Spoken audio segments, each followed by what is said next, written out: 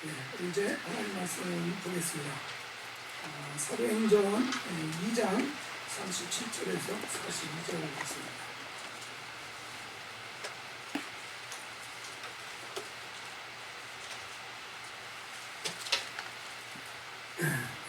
하나님 말씀 사도행전 2장 37절에서 42절까지 같이 전체적으로 합독하겠습니다. 그들이 이 말을 듣고 마음에 찔려 베드로와 다른 사도들에게 물어이르되 형제들아 우리가 어찌할꼬 하거늘 베드로가 이르되 너희가 회개하여 각각 예수 그리스도의 이름으로 침례를 받고 죄 사함을 받으라. 그리하면 성령의 선물을 받으리니 이 약속은 너희와 너희 자녀와 모든 먼 데사람 곧 주 우리 하나님이 얼마든지 부르시는 자들에게 하신 것이라 하고 또 여러 말로 확증하며 권하여 이르되 너희가 이 배역한 세대에서 구원을 받으라 하니 그 말을 받은 사람들은 침례를 받으며 이날의 신도의 수가 3,000이나 더하더라. 그들이 사도의 가르침을 받아 서로 교제하고 떡을 떼며 오로지 기도하기를 힘쓰니라. 아멘. 베드로가 자기가 살던 시대를 패역한 시대라고 이렇게 표현한 것을 여기서 아마 보셨을 겁니다. 베드로가 자기가 살던 시대에 자기 살던 시대의 그 사람들을 볼 때도 참 그 패역한 그런 사람들이라고 이렇게 보였다는 것을 알 수 있습니다. 오늘날 우리가 사는 시대의 사람들의 모습은 어떤 것 같습니까? 이 세상은 어떤 것 같습니까? 많이 좀 개화가 되고 베드로가 살던 시대보다 나아진 것 같습니까? 아니면 더 패역한 시대가 된 것 같습니까? 모르기는 해도 그때보다 더 패역한 그런 시대가 되어져 있을 것입니다. 이러한 시대에 우리 주님께서 교회를 통해서 세상을 구원하시는 일을 지금도 계속해서 이루어가고 계십니다. 우리 교회를 통해서도 이런 구원하시는 주님의 역사가 좀 왕성하게 활발하게 일어나기를 또 기대하고 그렇게 이제 기도합니다. 우리 분명히 하나님 앞에서 바르게 믿음을 가지고 있으면 어떤 모양으로든지 하나님께서 나를 사용하시는 역사가 나타나게 될 것입니다. 또 성경은 자기를 깨끗게 하라 그렇게 말합니다. 자기를 깨끗게 만들어라. 그러면 하나님이 쓰신다. 비록 금그릇이 아니더라도 질그릇이라 하더라도 깨끗하게만 하면은 하나님이 그 사람을 사용하시고 그래서 하나님이 자기를 할 수 있게 쓰시는 역사가 있다는 것을 이제 성경이 잘 가르쳐주고 있습니다. 그래서 우리를 어떻게 하면 깨끗게 할 것이냐, 이것이 이제 우리 신앙생활에서 중요한 이제 관건이 되고 있습니다. 어떻게 깨끗게 할 것이냐, 우선은 죄를 깨달아야 되겠죠. 베드로가 이제 오순절날 성령 충만함을 받고 나서 설교를 한번 했습니다. 그랬더니 많은 사람들이 마음에 찔림을 받았다고 그랬습니다. 찔림을 받았다는 게 무슨 얘기입니까? 자기의 죄를 깨달았다는 얘기죠. 아이고 내가 이거 잘못했구나. 내가 착각을 했구나. 예수가 뭔가 잘못된 사람인 줄로 알았는데 그분이 잘못된 사람이 아니고 내가 잘못된 사람이었구나. 뭔가 이런 것을 딱 깨달은 것입니다. 그래가지고 여기에서 이제 37절에서 보면은 사도들에게 그럼 우리가 이거 어떻게 해야 되냐? 우리가 잘못했다는 사실을 깨달았는데 우리가 뭔가 문제가 있다는 사실을 깨달았는데 그럼 이거 어떻게 해야 되느냐? 그렇게 진지하게 질문을 하는 이런 모습을, 이런 반응을 보이고 있습니다. 주님이 우리를 사용하지 않는다고 한다면 우리의 삶 가운데 뭔가 해결해야 될 문제들이 계속해서 찾아오고 그런다고 그러면은 이게 왜 그런가 당연히 생각해 볼 수밖에 없겠죠. 그러면서 내가 하나님 앞에 부족한 것들이 있었구나 하는 것들을 발견하게 되는 경우가 비슷한 상황일 것입니다. 진지하게 이렇게 문제를 발견했을 때 어떻게 해야 되느냐, 그것을 이제 물었습니다. 그것에 대해서 베드로가 답을 주는 얘기가 38절이죠. 이르되 너희가 회개해서 각각 예수 그리스도 이름으로 침례를 받고 제사함 받으라. 그러면 성령을 선물로 받을 것이다. 성령을 선물로 받는 바로 이것이 필요하다는 것을 말씀을 하는데, 그것을 어떻게 성령의 침례를 그럼 받을 수 있느냐, 어떻게 성령의 충만함을 받을 수 있느냐, 무엇보다도 먼저 무엇을 하라 그랬습니까? 회개하라, 그렇게 얘기합니다. 회개하라. 그러니까 죄를 죄로서 인정하고 시인하는 것이죠. 이것이 참 쉽지 않은 것 같습니다. 죄를 깨달아도 그 죄를 죄로서 인정하고 시인하는 것, 이것이 왜 어렵습니까? 사람마다 그 자존심이 살아가지고요, 나만 그런 죄를 졌느냐, 나만 죄를 졌느냐, 그러면서 죄를 인정하고 시인하는 이런 것들을 하기가 참 어려운 면이 있습니다. 그런데 베드로는 여기에서 먼저 해야 될 것은 죄를 인정하고 시인하는 것. 그래서 여기서 이제 회개라는 단어는 우리가 아는 것처럼 그 메타노 사테, 그래서 바꾸는 걸 얘기합니다. 생각을 바꾸는 것, 마음을 바꾸는 것을 얘기합니다. 아, 내가 잘못한 것이구나, 딴 사람이 잘못한 것인 줄 알았는데, 딴 사람이 부족한 문제인 줄 알았는데 내가 부족한 문제고 내가 잘못한 것이구나 하는 것으로 생각을 바꾸는, 이런 것을 가르쳐서 회개라고 하는 것입니다. 이렇게 생각을 바꾸기 전까지는 절대로 변화를 기대할 수가 없다는 사실을 아십니까? 다른 사람 문제지 내 문제가 아니라고 생각할 때는 절대로 변화를 받을 수 없습니다. 그러나 내 문제였구나, 내가 부족한 것이었구나, 내가 잘못하였던 것이었구나, 내가 교만한 것이었구나, 이것을 깨달을 때 그때 변화의 역사는 일어나기 시작하게 됩니다. 그때부터 시작이 되는 것입니다. 그래서 여기에서 먼저 강조하는 것이 회개하라는 것입니다. 생각을 바꿔라, 마음을 바꾸라는 것에 대해서 베드로가 증거를 했습니다. 그리고 나서 그 죄 문제를 이제 나보고 해결하라는 것이 아니죠. 예수 그리스도 이름으로 침례를 받고 죄사함을 받아라. 그 죄에서 용서받는 길을 제시해 준 것입니다. 그것은 우리가 아는 대로 예수께서 그 죄 위에서 피 흘리셨다는 것을 우리가 믿고 인정하는 것입니다. 우리가 정말 인정하기 어려운 그런 죄라 할지라도 이미 예수님은 그 죄를 위해서 예수님이 십자가에 달려서 죄값을 지불하신 것을 믿으라는 것입니다. 나는 인정하기도 싫어하는 그 죄를 주님은 벌써 인정하고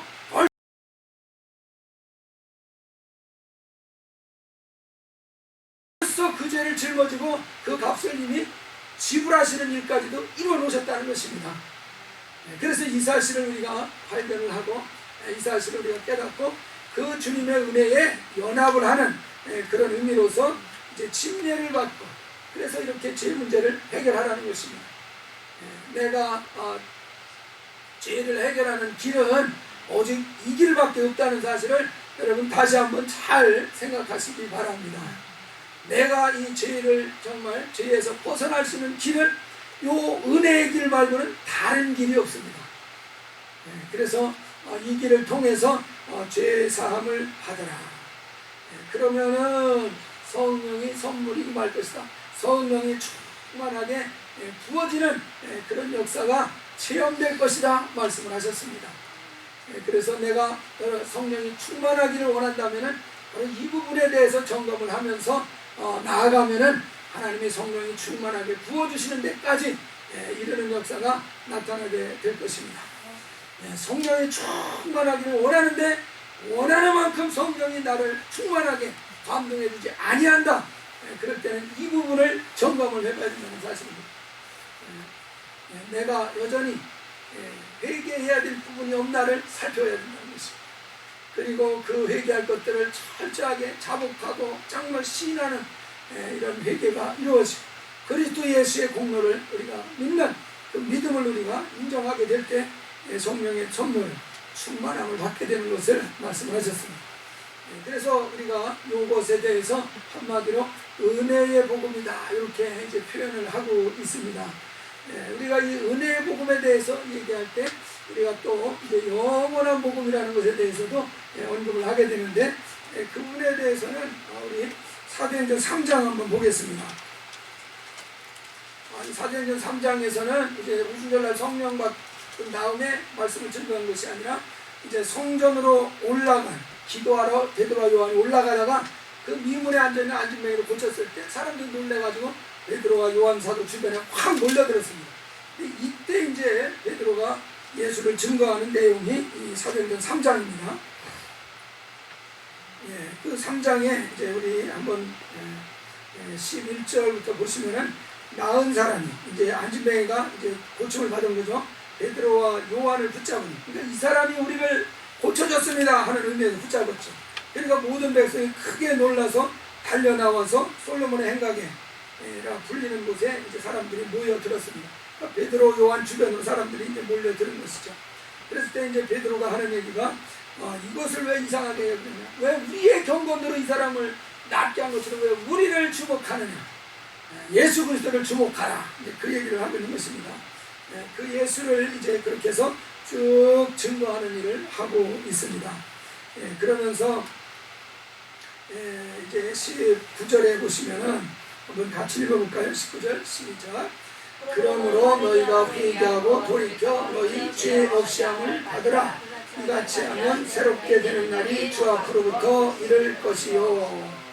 또 주께서 너희를 예정하신 그리스도를 곧 예수를 보내주실 것이다. 이렇게 말합니다. 여기에서도 이제 회개하라는 것에 대해서 이야기를 합니다. 그들이 예수를 죽이는 일에 가담을 했었는데 그들이 예수가 누군지를 몰랐기 때문에 그렇다는 것을 베드로도 이해하고 있습니다. 그렇다고 해서 죄가 없는 것은 아니죠. 어떻게 그 큰 죄를 해결할 것이냐, 여기서 똑같이 회개하라, 메타노에 사테라는 똑같은 단어를 썼습니다. 그리고 나서 한 가지를 더 붙였죠.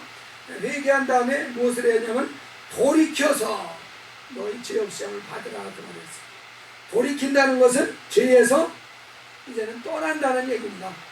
이쪽으로 가다가 이쪽이 잘못된 방향이구나 하는 걸 알았으면은 이것이 잘못된 방향으로 가고 있었습니다 고백하고 그 다음에 할 일은 뭡니까? 돌이켜서 이제 올바른 방향으로 가는 행동의 변화를 얘기하는 것입니다. 이 회개라는 것은 마음의 변화, 생각을 바꾸라는 것이고, 돌이키라는 것은 무엇을 바꾸라는 것이냐면 행동을 바꾸라는 것입니다. 삶을 바꾸라는 것까지 여기에서 이제 지적을 하고 있습니다. 바로 그렇게 하면은 이제 죄가 없이 함을 받는다 이렇게 표현했습니다. 아까 그냥 용서받는다 이렇게 표현했는데 죄 없이 함을 받는다. 죄로부터 내가 떠나게 된다는 겁니다. 그만큼 내가 거룩해진다는 것을 의미하는 것이죠. 그래서 이렇게 거룩함을 이루는 이런 그 과정까지 덧붙여서 베드로가 증거를 했습니다.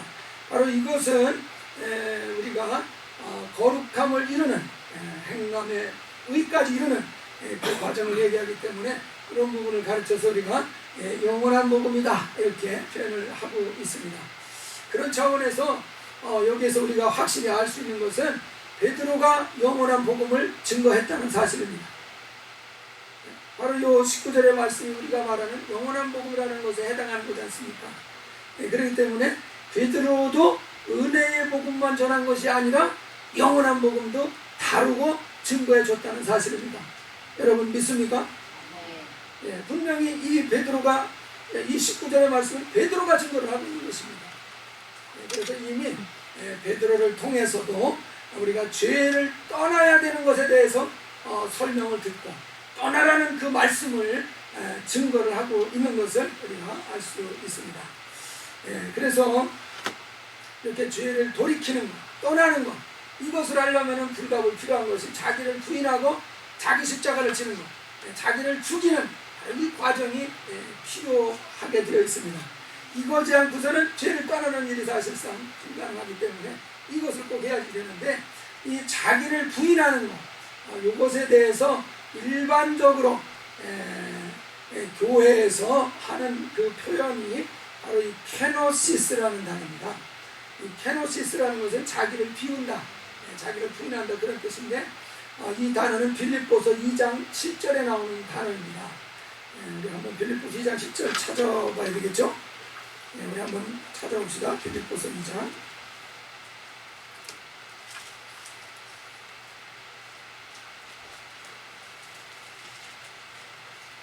우리 한번 6절, 7절, 8절 세 구절 한번 같이 읽어보겠습니다. 그는 근본 하나님의 본체시나 하나님과 동등됨을 취할 것으로 여기지 아니하시고 오히려 자기를 비워 종의 형체를 가지사 사람들과 같이 되셨고 사람의 모양으로 나타나사 자기를 낮추시고 죽기까지 복종하셨으니 곧 십자가에 죽으심이라. 그래서 여기에서 보면은 예수 그리스도 하나님의 본체, 하나님과 동등된 분이신데, 그런데 하나님과 동등한 대우받는 것을 이렇게 원치 않으시고 자기를 어떻게 했다고 그랬습니까? 비웠다 이렇게 말했습니다. 자기를 비웠다. 여기서 비운다는 단어에 해당하는 헬라어 명사가 케노시스라는 것입니다. 이렇게 자기를 비우는 것, 케노시스를 하셨기 때문에 사람들과 같이 되는 변화를 가져올 수 있고, 그리고 자기를 낮추는 일을 할 수도 있고 죽기까지 복종하는 일을 할 수가 있었다는 것입니다. 그러니까 자기를 비우는 이 일을 했기 때문에, 그러니까 자기를 부인하는 이 일을 했기 때문에 비로소 이렇게 죽기까지 복종할 수 있는 까지 나가는 일이 이루어졌다 그 얘기입니다. 그래서 우리가 일반 교회에서는 자기를 부인하는 것, 이것을 가르쳐서 케노시스라는 단어를 사용을 하고 있습니다. 어떻게 이 자기를 비울 것이냐, 어떻게 자기를 비울 것이냐, 이것이 이제 실질적인 숙제겠죠. 어떻게 나를 비울 수 있겠습니까? 여러분은 어떻게 자기를 비우고 자기를 부인하는 일을 하고 계십니까? 뭐 여러 가지 방법이 있을 것입니다. 그런데 쭉 이제 제가 이제 좀 해석하기나 교회론, 교회 역사 이런 것들을 쭉 보면서 이 교회의 흐름이 큰 흐름이 있다는 것을 이제 발견을 했습니다. 그것이 뭐냐면은 이 교회들이 주요 관심사가 이 케노시스였다는 것을 봤습니다. 지금까지 역사들이 쭉 흘러오면서 큰 교회의 관심사는 이 케노시스. 요즘에도 어떤 그 목사님의 글을 보니까 우리 행함이라는 것에 대해서 표현을 하는 것입니다. 행함이라는 것이 구원의 조건입니까 아닙니까? 구원의 조건입니까 아닙니까? 될 수도 있고 안 될 수도 있고. 근데 이분은 이렇게 표현을 한 것이에요. 행함이라는 것은 구원의 조건이 아니다, 구원의 목적이다 이렇게 표현을 했더라고요. 뭔가 의미가 있지 않습니까? 조건은 아니에요. 그러나 구원을 왜 했느냐 하는 것입니다. 구원을 왜 했느냐? 행함을 이루게 하기 위해서, 거룩하게 하기 위해서 우리를 구원해 주셨다, 이렇게 말을 하는 걸 봤습니다. 그러니까 이런 그 목사님들도 행함이라는 것이 뭔가 의미가 있다, 안 하면 안 되는 일이다 하는 것에 대해서 말씀을 통해서 깨달은 것이죠. 그렇기 때문에 이것은 구원의 조건이라고는 할 수 없지만은 이것은 구원이 바로 우리를 구원하신 이유가, 목적이 우리가 거룩함을 이루기 위해서라는 것에 대해서 이렇게 또 가르치는 것을 보게 되지 않습니까? 그래서 어쨌든 교회 역사들을 잘 살펴보면은 바로 이 문제를 고민하는 그런 것이 아주 주된 내용이라는 것을 이제 보게 됩니다. 근데 여기 아주 재밌는 그 사항이 있습니다.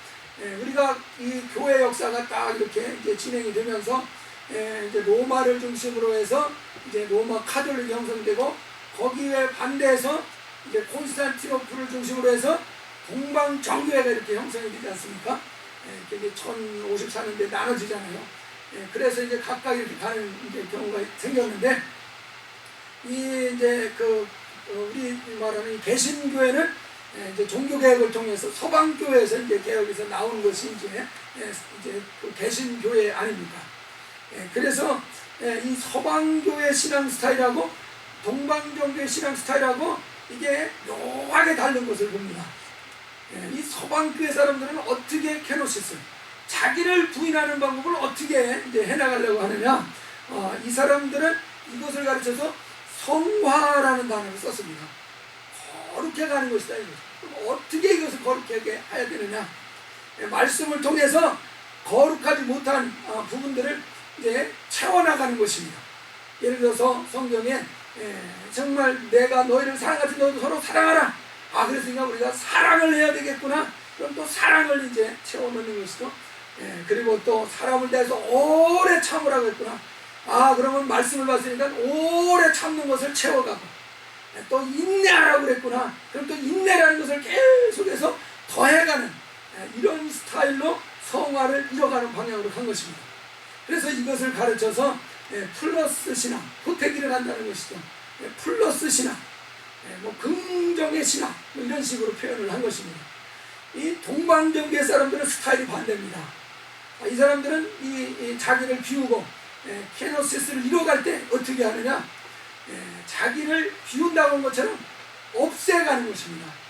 내 안에 분노가 있다. 이 분노가 있으면 거룩하지 않지 않습니까? 그러니까 이 분노를 제거하는 작업을 해나가는 것입니다. 그러니까 자기 안에 다른 사람을 미워하는 마음이 있다. 이거 어떻게 해야 됩니까? 없애야 되잖아요. 그러니까 이걸 없애는 작업을 해나가는 것입니다. 그래서 이렇게 함으로써 자기를 거룩하게 만드는 거예요. 그래서 이것을 신성화 만든다. 그래서 신화라는 단어로 표현을 하는 걸 봤습니다. 그러니까 이게 서양교회하고 동방교회하고 어떻게 보면 좀 반대죠. 이해가 되십니까? 그래서 동방교회는 계속해서 나쁜 것들을 빼내가는, 그래서 이걸 마이너스 신학, 부정의 신학 이렇게 표현을 하는 것을 봅니다. 예를 든다면은 이제 그 예를 대표적으로 드는 것이 어떤 다윗의 상을 하나 만든다고 할 때, 다윗의 흉상을 하나 만든다. 그럴 때에 서양 사람들의 신학의 방법대로 한다면은 코 만드는 데다가 흙을 붙이고 또 귀 만드는 데다가 흙을 붙이고 조금씩 붙여나가면 다윗의 그 흉상이 만들어지지 않겠습니까? 이게 서양 사람들의 스타일이라고 하면은, 동양 사람들은 어떻게 하는 거냐면은 돌멩이를 딱 놓고 깎아나가는 것입니다. 하나 깎아나가는 것입니다. 그러면은 다윗의 흉상이 딱 이렇게 남는 것이죠. 다윗의 흉상이 딱 남으면 요게 이제 그리스도의 형상을 이룬 것이 된다 이거죠. 그래서 예수의 형상을 이루어가는 것에 대해서 모든 동서양 교회들이 관심을 가지고 있는데, 그 이루어가는 방식은 완전히 반대 방식으로 이렇게 해나가는 것을 봅니다. 그래서 여기에서 정말 보면서 한 가지 제가 생각을 하게 된 것은 겸손해야 되겠구나 하는 것을 깨달았습니다. 저희들도 가만히 보니까 쫓아내야 된다 하는 그런 주장을 하는 사람이 있고, 그러지 말고 말씀을 채워 넣으면 하게 된다 그런 사람도 있지 않습니까? 제가 무슨 얘기하는지 여러분 감을 잡으실 줄 믿습니다. 어떤 분들은 쫓아내야 된다, 빼내야 된다, 악을 빼내야 된다, 이거를 강력하게 주장하면서 이거 빼내지 않고서 어떻게 우리가 온전함을 이룰 수 있느냐, 이쪽을 강조하는 분들이 있어요. 근데 어떤 분들은 언제까지 싸우면서 이 목다 쉬도록 그럴 거냐 이거야. 말씀을 채우면 되지 않냐, 그래서 말씀을 이렇게 또 배우는 요거를 강조하는 사람들이 있어. 그러면서 이게 쫓는 것에 대해서 부정적으로 얘기를 하고, 또 이제 쫓고 이런 것들에서는 말씀만 막 하는 것으로 과연 되겠느냐, 그러면서 또 그분에 대해서 한계점을 지적하는 이런 것들이 있는데, 이것이 말입니다, 오늘 우리들만의 문제가 아니었다는 것을 발견한 것입니다. 이 사실을 발견한 것이요, 역사를 보면서 이 사실을 발견한 것이요, 똑같은 문제 갈등이 동방 정교회와 서방 가톨릭 교회 간의 갈등이 수천 년 내려오는 게 결국은 무슨 갈등이냐, 우리하고 똑같은 갈등을 하고 있었던 겁니다. 비슷한 갈등을 하고 있었던 것이요, 아주 너무나 흡사한 것을 느끼는 것입니다. 그래서 전도서 1장 9절을 기억합니다. 이미 있던 것이 후에 다시 있겠고, 이미 한 일을 후에 다시 사람들이 한다. 그렇기 때문에 해 아래 새 것이 있어요, 없어요? 없다, 이렇게 얘기하는 것입니다. 그래서 신학자 이렇게 얘기를 해요. 해 아래 새로운 신학은 있다, 없다? 없다, 이렇게 얘기하는 것입니다. 해 아래 새로운 신학은 없다. 그래서 최근에 한스키니에 지은 그 책을 읽었는데요, 이게 700페이지가 넘는 800페이지 가까이 되는 책입니다. 고생을 좀 했는데, 이 사람은 가톨릭 신학자이면서 가톨릭 신학자답지 않다고 해서 가톨릭에서 파문을 당한 사람이에요. 그래서 개신교에서 많이 환영을 받는 그런 사람들입니다. 근데 요즘에는 또 개신교에서도 조금 거리를 두는 그런 이상한 신학자가 있어요. 근데 그 신학자가 쭉 양쪽을 다 객관적으로 보려고 가톨릭과 동방정교와 개신교를 객관적으로 보려고 아주 애를 쓴 사람입니다. 그래서 쭉 역사를 쓴 것을 보니까 똑같습니다. 계속해서 신학이 반복되고 있는 것을 보게 되는 것입니다. 그래서 저는 좀 이 전도서 1장 9절 말씀을 심각하게 생각해 봅니다. 우리가 깨달았습니다. 우리가 새로운 것을 알았습니다. 그런데 이전에는 아무도 몰랐던 것을 우리가 새롭게 깨달았다는 그런 자부심을 갖는 것이 너무 지나치면은 의자가 되겠구나 하는 것을 깨달은 것입니다. 내가 최고야. 이런 생각을 갖고 있지 않습니까? 내가 가는 것이 최고야. 내가 깨달은 것은 누구도 깨닫지 못했던 것, 새로운 것을 깨달은 것이야. 그래서 내가 완전히 내 말대로만 해야만 신앙생활이 바로 갈 수 있는 것이고, 나하고 조금만 달라도 이것은 틀린 것이고, 이렇게 나가는 것이 된다 그러면은 우리가 얼마나 마음이 혹시 높아진 게 아닌가를 생각해 본다는 사실입니다. 우리가 마음이 높아져. 여러분이 성경을 읽어보세요. 제가 그래서 아틀란타 목사님한테 한번 말씀을 드렸어요. 목사님, 우리 침례교인이라서 가톨릭 막 부정을 하고 막 나쁜 사람들이라고 얘기를 많이 했는데, 우리는 침례교 입장에서 쓴 글, 쓴 책들만 보지 않았습니까? 목사님 솔직히 한번 대답해 보세요. 가톨릭 입장에서 가톨릭 신학자가 쓴 책, 가톨릭을 변하는 책을 한 권이라도 읽어봤습니까? 물어봤어요. 뭐라고 대답했겠습니까? 한 권도 안 읽었다는 것입니다. 그러면 객관적인 입장이 있다고 할 수 있을까요? 저도 마찬가지야. 그 전에 한 번도 안 읽었어요. 이 처음으로 가톨릭 신학자 칸스키 책을 처음으로 읽어본 것이에요. 그들의 입장에서 그들을 옹호하는 책을 하나도 안 읽어보고 침례교 입장에서 침례교 옹호하는 글만 데렸다 읽어놓고서 침례가 옳다고 막 주장하는 것이 얼마나 편협될 수 있느냐 하는 것입니다. 제 얘기를 하는 것입니다. 그러면서 다시 한번 나를 깨닫는 것입니다. 뭔가 우리가 자기가 높아지고자 하는 그 마음을 뭔가 충족시켜주는 것을 찾다가 그거 발견해가지고 그거 붙들고서 자기를 오히려 높이려고 하는 심리가 깊숙한 곳에 자리 잡고 있는 게 아닌가 하는, 나를 깊이 돌아보는 것입니다. 나를 깊이 돌아보는 것이요. 그러면서 이번에도 한국 갔다 오면서 참 여러 가지들을 좀 보고 배우고 그러면서 저희 그 형님과 관계들을 또 얘기를 하는데, 그 이제 우리 이제 이런 말씀을 배우고 이런 것 때문에 관계가 멀어진 것으로만 생각을 하고 있었는데, 그것만의 이유가 아니라고 저희 누님이 얘기를 하시는 겁니다. 그 문제만이 아니다. 네가 형님한테 뭔가 잘못한 거 생각해봐라 막 그러는 거예요. 그 얘기를 듣는데 참 거부 반응이 일어나더라고요. 그런데 이런 거부 반응이 일어나는 걸 보면서 아직도 살아있구나. 아직도 멀었구나.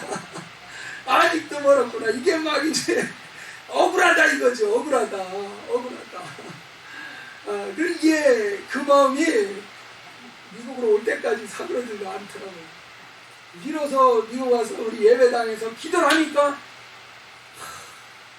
시인할 수 있는 마음이 생기더라고요. 비로소 시인할 수 있는, 회개할 마음이 생기는 거예요. 회개할 마음이 비로소. 그래서 이게 아직도 이렇게 여전히 깊숙한 곳에 나를 높이고 싶은 마음, 내가 정말 옳다라는 것, 내가 옳다라는 것을 드러내고자 하는 것, 예수님을 참 생각을 합니다. 이런 입장에서 예수님 십자가를 졌다는 것은 예수님이 자기가 옳다는 얘기를 한 것입니까? 잘못했다는 것을 말한 것이 되겠습니까? 예수님이 옳으신 분이잖아요. 맞는 분이잖아요.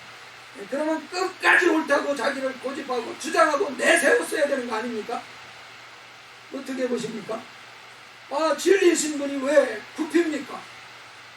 왜 굽힙니까? 그것을 보면서 깨달은 것입니다. 제 얘기를 하는 거예요. 제 얘기를. 남의 얘기를 하는 것이 아니라. 주님이 굽히셨구나. 불의 앞에 어떻게 보면 굽히셨구나.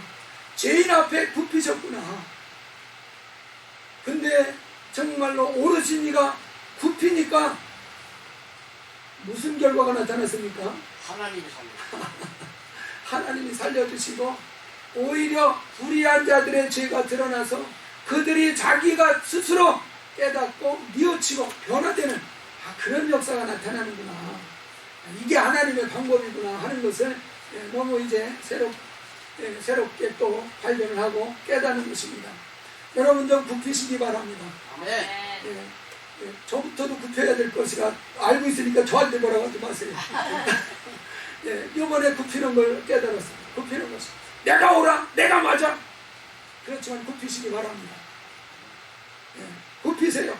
그럴 때 나도 살고 정말 모두가 살 수 있다는 이 그리스도의 법을 정말 실천할 수 있기를 바랍니다. 예수가 십자가 진 것은 불의와 타협한 것도 아니고 불의한테 그냥 맹목적으로 진 것이 아닐 것입니다. 오히려 굽혔을 때 하나님이 그를 신원해 주시는 역사가 나타나고 더불어서 죽은 자들이 정말 살아나게 되고 회개하는 이런 역사가 일어났습니다. 그래서 저는 오늘 정말 깨닫는 것이 옳기 때문에 굽히라는 것입니다. 맞기 때문에 굽히라는 것입니다. 맞으니까 여유를 좀 부릴 수 있지 않습니까?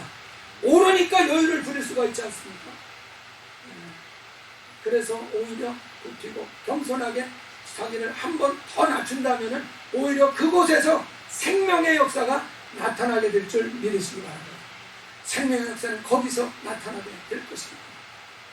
그래서 우리는 분명히 뭔가 간절한 것이 있습니다. 간절한 것이 바르게 영적 생활하고자 하는 간절함이 있다는 것을 우리가 모르는 것은 아닙니다. 그렇지만은 그 간절함을 통해서 올바른 신앙생활을 이루는 것을 우리가 원하는데 그 방향으로 가는 것이 십자가의 방향이라는 것을 또 한번 깊이 우리가 정말 상고하면서 그 십자가의 길이 과연 어떤 것인가를 우리가 잘 삶에서 적용할 때 분명히 우리를 통해서 살아나는 역사, 살리는 역사, 정말 기쁨과 성령이 충만한 그런 역사들이 우리 가운데서 나타나는 것을 보게 될 것입니다. 그래서 우리 다시 한번 우리 자신이 정말 높아진 부분이 있지 아니한 것을 살펴보면서 자기를 더욱 겸손히 굽히는 이런 자세로 정말 나아감으로써 정말 주님의 영광이 우리 삶에서 틀림없이 풍성하게 왕성하게 드러나는 역사가 있기를 주의 이름으로 축원합니다.